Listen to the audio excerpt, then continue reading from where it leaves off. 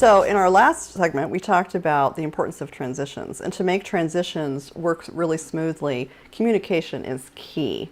So what can we say about how co-parents can begin to develop a communication plan between the two of them?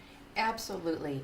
So it's crucial that along with children, their gear is also the important and pertinent information about them that gets handed off safely and securely to the receiving parent, right? And so the way that I think about that is a little bit similar to the fact that my background is nursing. And so back in the day, when we would go on shift and we were going to take over the care of the patients that we were responsible for, the nursing staff that was leaving a report. And in that report, they provided us all of the valuable and important information that allowed us to immediately step in, step up, and take care of our patients. Well, I borrowed that model and created what we call transition reports. And there's actually a template in the workbook. But what it means is that as I'm going off duty, as I'm handing you the children, I'm also going to provide you with an email. And it's going to cover information about school and academics. It's going to cover information about any behavioral or emotional kinds of things that came up this week that are concerning and that might be helpful for you to know about, or behavioral problems. Not that I'm asking you to take over discipline for me, don't misunderstand that, but I would want you to know if somebody was struggling with, hitting on the playground or something like that. Right. Could indicate a little bit of a divorce adjustment, those sorts of things.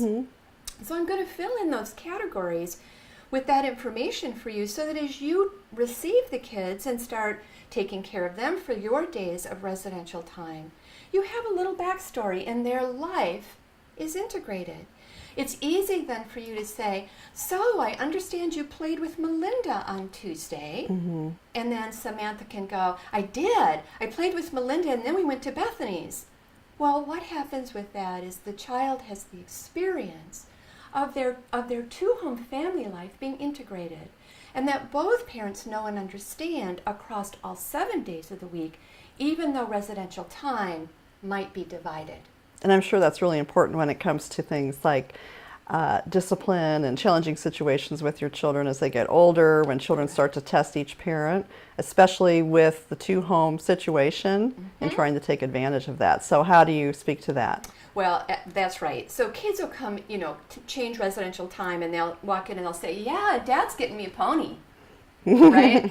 And so the first thing you do as a parent is you say, oh, really, your dad's getting you a pony? We haven't talked about that yet, but boy, that sounds like that would be exciting. While you're thinking in your mind, I'm very curious about your dad's getting you a pony question, because remember, children might set you up. Right. And so the next thing you're going to do is you're going to drop an email, or you're going to make a quick call if that's an acceptable protocol between the two, and say, hey, I'm a little curious. Is there a pony coming in our future? And we have a conversation as parents. There's the real value. When our communication is tight and clear, I'm not taken by surprise about a new pony. And so that when the kids come up with this stuff, we can be in alignment and be able to respond in a way, again, that's integrated and indicates to the kids that we're still the executive team. Right. And that's what we're after. Right? Now, that includes, what about those exceptional things? Like, Samantha did get called down to the principal's office because she did slug Matthew in the arm getting off the swing set today in grade 3. I'm going to share that with you. I'm going to text you and say, hey, we had a little incident today at school. I'm going to share any extraordinary information with you about the children, whether it's health related, behavioral related, emotionally related, that's pertinent, right? I don't want you to feel like I'm keeping important information about our children from you. Now, that doesn't necessarily mean we're communicating every day. I'm talking about extraordinary things. Wake up in the morning and one of the kids has a very high fever and I think they've got strep. I'm going to be texting you and keeping you informed. That's just good parenting protocol. And Make so, sense? right, and I would also think that language is important, use of language. So in other words, how do we keep some neutrality in the language? How do we refrain from perhaps blaming the other parent for whatever behavior is being caused? How do we prevent assuming that what a child tells you is necessarily true if it hasn't really been something that you've been thinking about or talking about with the other parent. And then I kind of leap to what happens if you have differences of opinions with respect to your parenting style per se. In other words, those challenges that come up when a child is called to the principal's office, but one parent thinks it's important and the other person thinks it's no big deal. How do you handle those? Right. Well, those do come up. One of my favorites is a parent I was talking to. It happened to be a mama in this case, and her son, who was about 8, would come running in the house after transition, and they'd sit down to dinner that night, and he would pull out his iPad to take to the dinner table, and she'd go, no iPads at the dinner table. My dad lets me. Right. And she said, what do I do with that? Because I feel like I'm the ogre. And I looked at her and I said, I want you to lean forward to that little one and say, you are very lucky that you have a dad who lets you play with the iPad at the dinner table. And when you're here at my house, we don't bring iPads to the dinner table. Put it away. And so we don't have to get into a good parent, bad parent situation. Parents are different. Kids get the best of us. And we just accept those differences with, graciousness. And we can say to our little, well, aren't you lucky that you get to eat dessert first, but you don't do it at my house? And that's perfectly okay. A lot of times they're not actually eating dessert first at the other household. Right? Yeah, very, very true. That goes back to my don't assume everything you hear is true, Exactly. right? If it's coming from your Use child. a lot of curiosity. Right. When talking to your co-parent about things that you're concerned about. Yeah. Curiosity first, certainly not indictment, accusation, etc. Hey, while we're talking about how to communicate, I would really like you to speak a little bit about the structure around using the phone, email, text messages, those sorts of things. Okay. I think the first thing parents have to discuss is which of those ways to communicate works best for them. So some people are very busy on the road with their jobs, and I'll have parents tell me, the easiest way that we communicate is via text. Now, personally, I would think that would be one of the last ways I would want to communicate, because sometimes the language gets mixed up, sometimes you don't have the inflection, you don't know the meaning. But again, I go back to what works best for you as co-parents, and identify the order in which you want to try to communicate. So if that's texting first, then perhaps a phone call second if the texting isn't being responded to, leaving a voicemail if somebody's not available, and then maybe email. But again, any kind of order that both of you are paying attention to and will respond to fairly quickly if that's what's needed.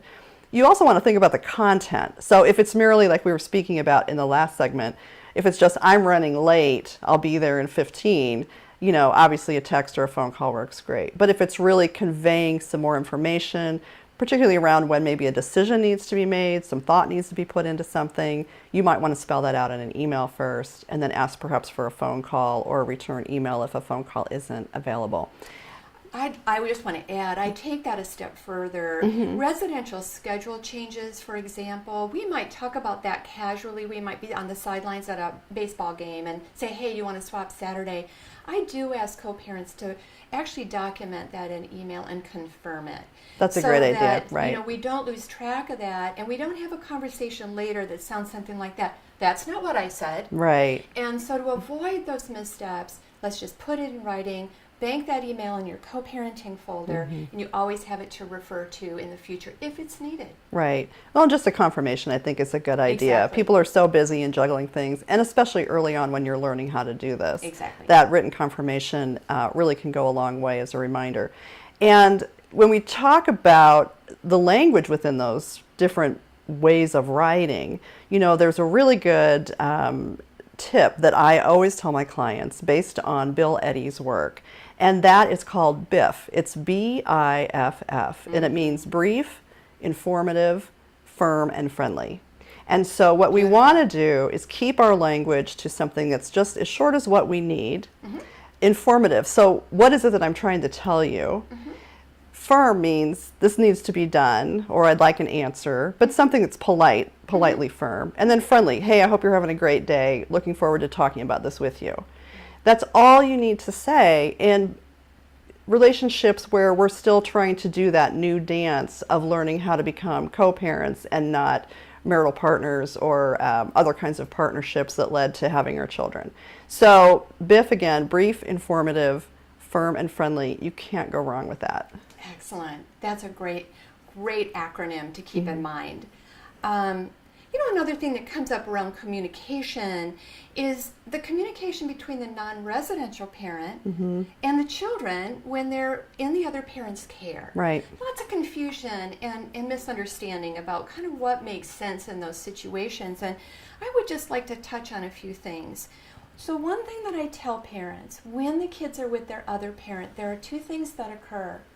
And one is that it actually takes some emotional guarding to not miss you. And so when they're with their other parent, they kind of do this little heart protecting thing that says, okay, I'm not with my dad, and it's okay because I get to be with my mom, but I'm not with my dad. It's okay, but I get to be with my mom. And they do this sort of protection thing. So when we jump across that, we kind of pierce that protecting. We want to be really careful about whether that actually helps kids or whether it actually is difficult for kids. That's something I want you to be aware of with your own children. What's best for them, not what's best for me. I want to talk to my kids every day. I don't know that will be best for the kids. You will have to figure that out. So that's one thing I tell parents. The other is always in your heart, not always on their mind. And what I mean by that is they're busy at their other parent's house, at their mom's house, and they're making cookies and they're doing this, and you call in. They don't want to break stride. They're busy. They want to go outside and play with their friends. They're in the middle of their favorite movie. And here your feelings get hurt, or they are worried that your feelings get hurt if they don't want to talk. So I want parents to be sensitive to what it means for kids to be in their other parent's house. And so I often say, hey, let's let children initiate. Mostly, let's let children initiate. Hey, I want to call my dad. You bet, sweetheart. Let's get the phone. I miss Mama. Would you like to call her? Of course, right? That's a little bit of the way that back and forth communication can work more smoothly, particularly for young children. Okay, so I have to mention texting, teenagers and texting. Do not. Let me underline, do not text your teenagers like a bestie. That will drive the other residential parent crazy. It's distracting and it's intrusive. Now, it can be fun to have a quick boop, boop, boop, boop, boop, boop, boop with your 15-year-old who just picked out a homecoming dress with her friends at the mall. But be sensitive to how that impacts the time for the other parent, particularly if that child's in the back seat of a car or at home at the dinner table or with the family at an event. Right. And I think you touched on the parent who's a non-residential parent at the time feeling as if they need to talk to those children every day or reach out somehow to those children every day because they miss them, which is understandable.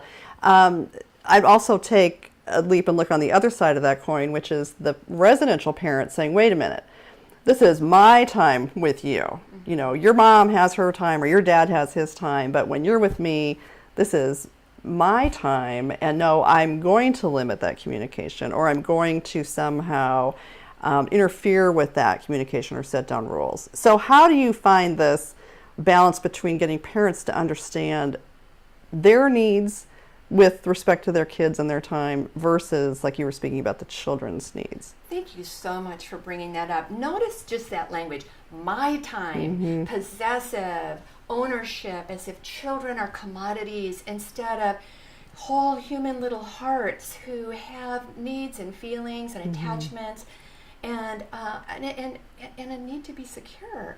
So again, if we're really listening to our kids and we're letting them initiate, we don't make them feel guilty about saying, I want to call and say goodnight to Mama or Papa. We, when they come home from school and they've gotten an A on their science test, we're like, oh my goodness, call Daddy, he would love to hear, or call Mama, she would love to know. So we're guiding, we're supporting, we're listening, but as parents, we're not grabbing or demanding or controlling. Right. Those are the words that start to make children feel really uncomfortable, and along with it comes distress between co-parents. And I think we also need to remember, as children grow and develop into teenagers and how they begin to create that backing away from both parents, how we give those kids a little more autonomy with respect to what that communication looks like, to what's important to older children versus the younger children. Right. And so, having said that, I think we have one other circumstance we need to speak about with respect to communication with non-residential parents, and that's when families are traveling and when they're on vacation. Right.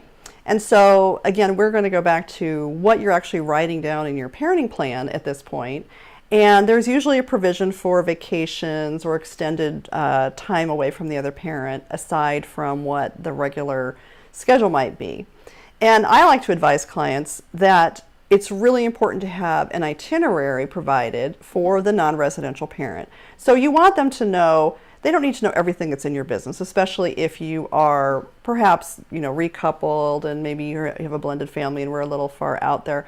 But what we need to do is make sure that the non-residential parent knows where those children are going to be, what the particular date is going to be, the location, what their flight schedules are going to be if they're flying or taking a train or other transportation, and then what the expectation is for when they can communicate with those kids. And sometimes it might be, 3 days in, I'll make sure the kids call you once we get to the next Beautiful. location.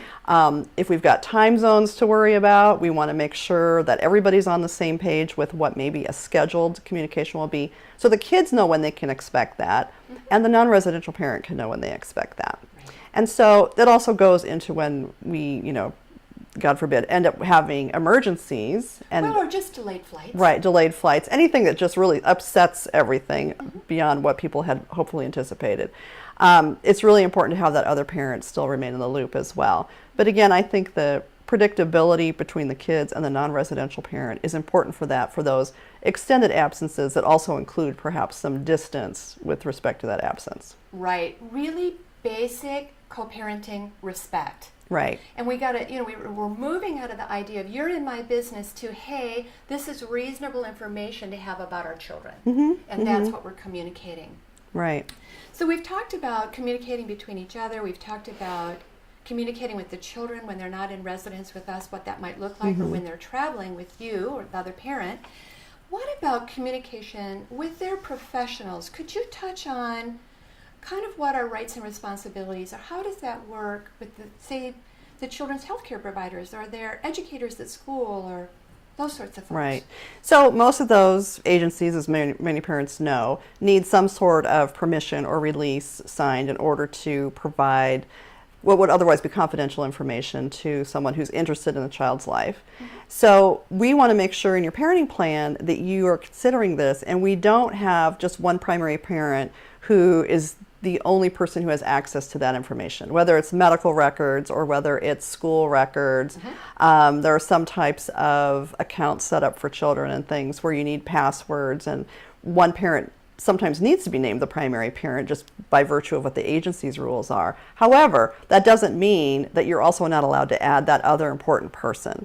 So, of course, our inclination is to make sure both parents are on every kind of permission slip, every kind of release that is required in order to allow independent access for each parent. So you're not having to rely on each other to give you important information. Right. I think that's really, really important. Unless, of course, you agree, and again, that might be in a situation where one of the parents happens to have a traveling schedule where they're gone a lot, or they just don't have the ability, and they've always relied on that other parent, and it's okay with that other parent to be that primary information piece. Correct. But again, there are couples where that person says, I don't want to be that person anymore. I don't want full responsibility for all the information. And you also, co-parent, should now learn to have that kind of access. And I'll help you get those passwords, and I'll help you look online and find out how to get the kids' grades. I'll help you understand, what comes in the backpacks with respect to open house announcements and schedules. So it does need some teamwork there. But it's time to step up and step in. That's right, exactly. That's right. So again, when you're in the doctor's office, whichever co-parent is there, or you're filling out those forms at the beginning of school, you're giving both sets of information. And that's just, again, respectful co-parenting, shared parenting. It's what's good for kids. I think Right. that covers all of our communication topics. Right. And I guess I would add with respect to the parenting plan, we touched on a few things that you will want to write out in that parenting plan to help you, but so much what we're talking about in communication really is about working among the two of you on a more informal basis how you want these things to look. So all of this is not necessarily going to be recorded in your actual parenting plan. Right. Right. Right. That's absolutely right. But it will be in your workbook so That's that you right. can resource it and access it as needed. Right. Perfect. Great.